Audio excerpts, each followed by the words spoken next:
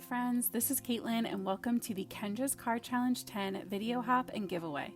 I'm on Kendra's Card Challenges design team and we are each sharing a project using one of the 15 card sketches from the quarterly card making challenge that started on April 1st. Today I'm going to be sharing with you card sketch number 12. The challenge is created to help you turn 6 6x6 pattern papers into 15 cards, but today I decided to just use the sketch as my inspiration and only cut the papers I needed to make card 12. I really love that you can customize this challenge so many different ways to help inspire your cards and projects, especially if you are feeling like you're in a little bit of a slump. At the top of the description box, you'll find a link to the next person in the lineup. I hope that you take time to watch all of the videos because we love seeing your comments and thumbs up. If you aren't already a subscriber, I hope you will consider subscribing because I put out a new crafty inspiration every Friday and sometimes an occasional Tuesday. And don't forget to click the bell so you don't miss any of my updates. You can also use the hashtag KCC10 giveaway hop, which you'll find in the title of this video, so that you can hop along with all of the other videos as well. Please check out the description box below for all the details on how to enter for a chance to win a huge giveaway prize bundle as part of this hop.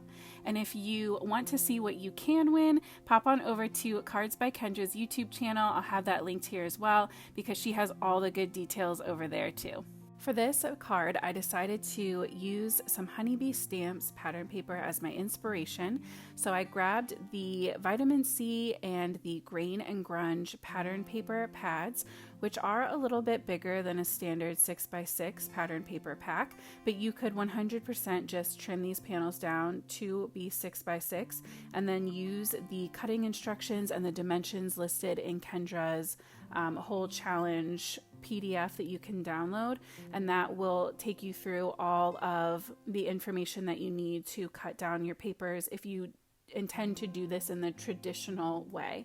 So as I said before, this is meant to be 6 6x6 papers that you turn into 15 cards. And as part of that challenge, there are monthly giveaways. If you make and post all 15 of your cards, you can enter to win. And it was really fun with the card challenge 9 to see how people did like a January wintry theme, a February Valentine's theme, and like a March spring or St. Patrick's Day theme. And it's so cool to think that out of one challenge and like one PDF file, you could end up with 45 really beautiful and unique cards, and you don't have to stress yourself out about finding that inspiration.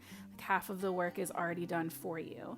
So I really do love that part of it, but I also think it's really fun to share with you guys creating these as kind of one-offs as well.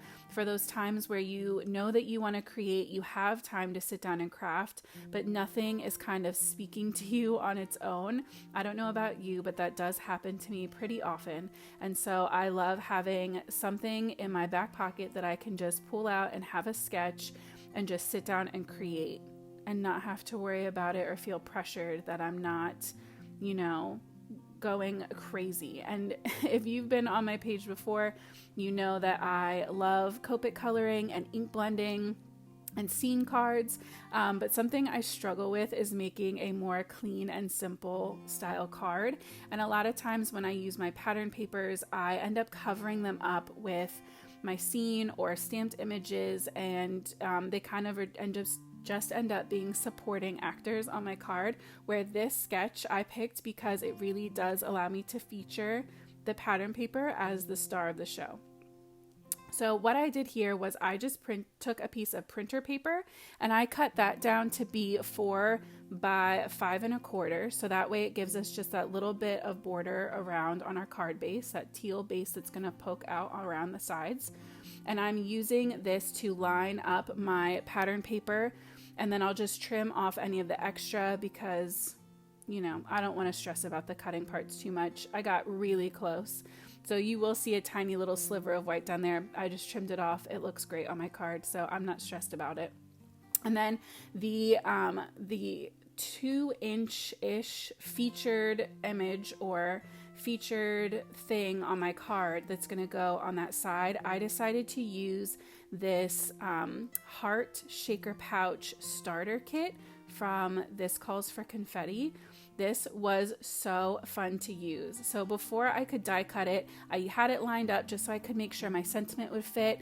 I'm using the Lakeside ink and the Spring Saying stamps, both from Pink and Maine, to stamp out that "You Are My Sunshine" up in that corner. And I'm going to use the smaller of these two dies to cut a hole into my panel, which is the other reason why I decided to use that printer paper to line up and adhere all of my pattern paper together so I could run it as one unit through my die cutting machine.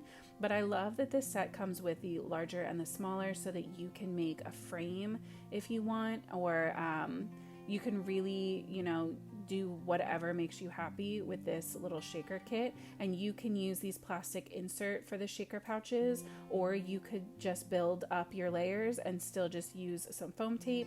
But I just thought that these shaker pouches were so easy and it made the process so simple. I knew I just had to try it out.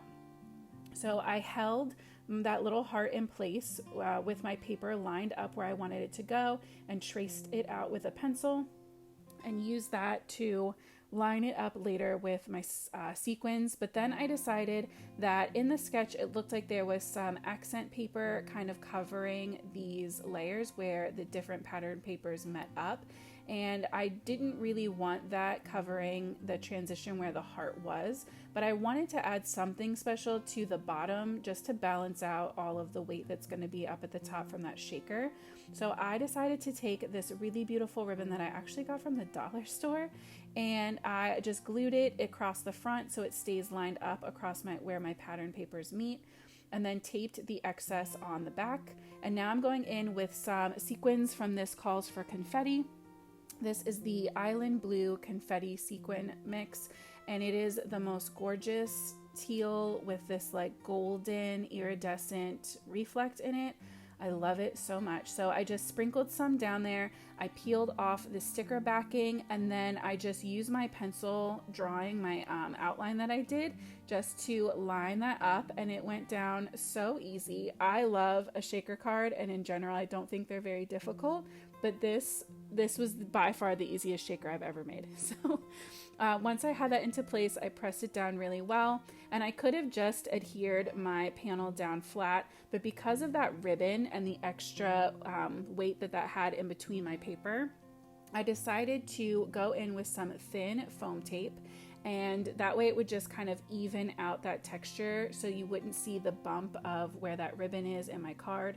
I did have to trim a little bit in half just to get around that heart cutout on the side. I didn't want to get too close to that shaker panel and have any of that tape peeking out. So once that was all taped up, I just peeled off the backing and popped it into place on my shaker panel right around that little heart cutout. It lined up really easily. I just kind of stood up and looked over top of it so I could get a better view. Make sure that you go and check out Kendra's card challenge on her video and hop along to the next person on our hop today. That link is down in the description box below for you. I am just so excited for you being here. I hope that you come to hang out with me more often, and I hope that you have an amazing week. As always, happy crafting.